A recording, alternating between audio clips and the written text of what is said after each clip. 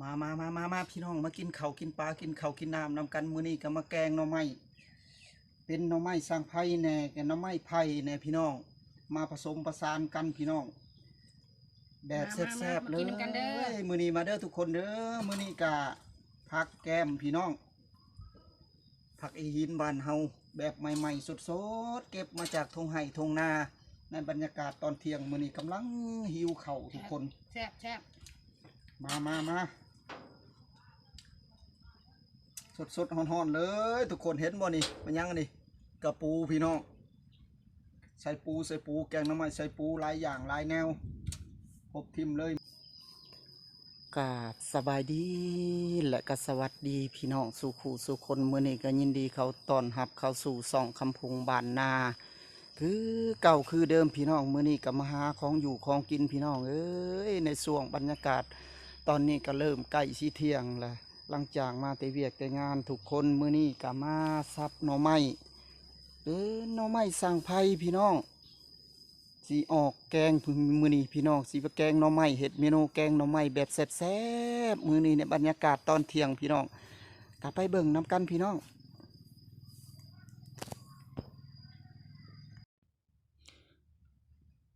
หลัง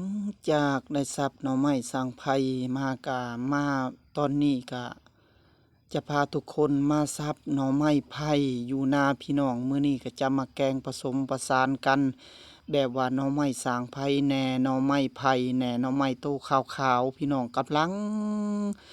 พ่นออกมาช่วงนี้เพราะว่าช่วงฤดูฝนก็จะเป็นสวนของบ่าวคำพงเองพี่น้องมื้อนี้ก็มาซับหน่อไม้ในสวนเพราะว่าสวนเฮาเอง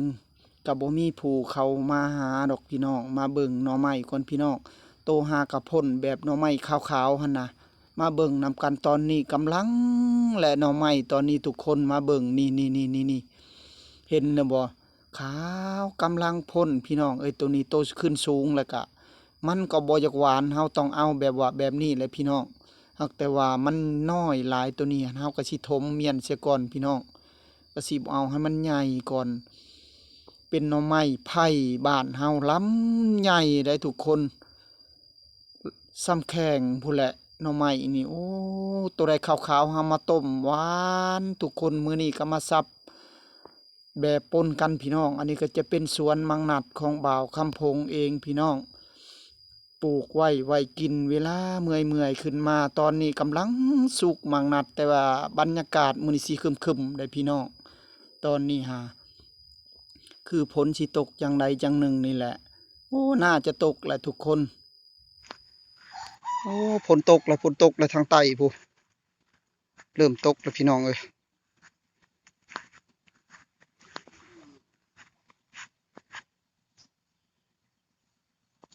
อยู่กับทงไห่ทงนาพี่น้องแบบธรรมชาติที่ส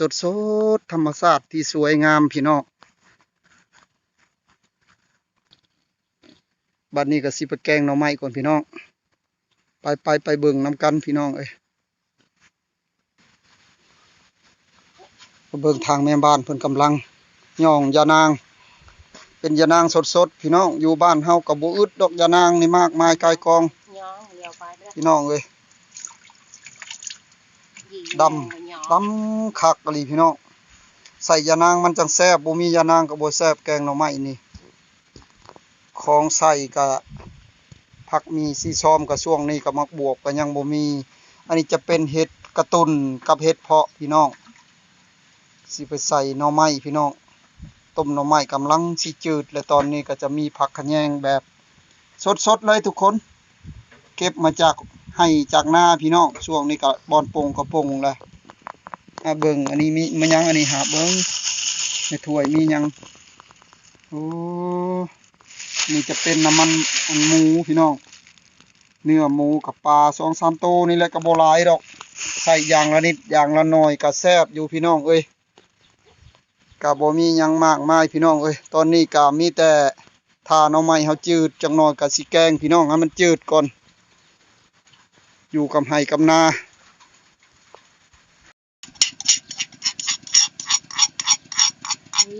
กำลังเริ่มปรุงเลยเด้อทุกคนตอนนี้แกงหน่อไม้กับพอดีกินพี่น้องก็บ่ได้แกงหลายดอกทุกคน หมอ อน้อยๆเป็นตะแพงแต่หมอเขานี่หมอน้อยแต่ปันได้สิกินซ้ำนี่ก็ดีโอ้ไผก็บ่ลุกไผก็ดีดูหน้าแกงละหมอแกงไม่ใช่หมอน้อยกำลังปรุงทุกคนใส่เห็ดกำลังใส่เห็ดตอนนี้ก็มาปรุงปัดแป้งนัวทุกคนเอ้ยตอนนี้ก็ดี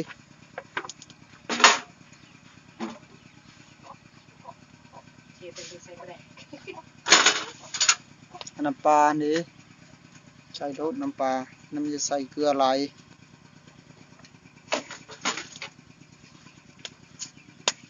ใส่ปลาแดกแบบตวงพี่น้องสิแบบว่า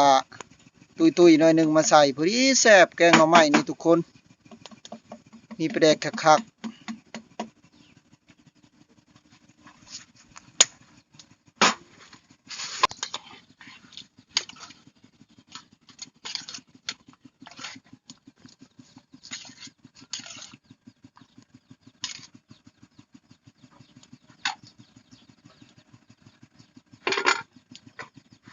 เป่าดูไผ่ฮะไผ่ก็บ่ลุกหรือสิได้กินอยู่บ่ไผ่นี่ก็ดีแบบนี้เราอยู่ให้อยู่นาทุกคนดังฟืนดังไฟก็ยากเพราะว่าไฟบ่ยกลุกหั่นนะบ่คือเฮาใส่เตาใส่หยังมาดังก็ได้มันต้องกินแบบเฮ็ดแบบธรรมชาติอยู่บ้านไร่บ้านนาเฮาพี่น้อง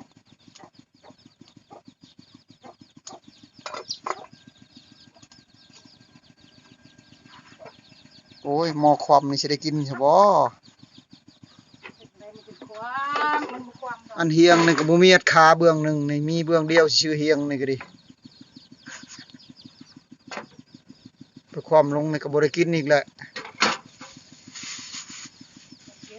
ได้กินเป็นยังสิบ่ได้กินเด้ไฟกำลังลุกตอนนี้ทุกคนอีกบ่ดนจะหน่อยก็สิได้กินแหละหลังจาก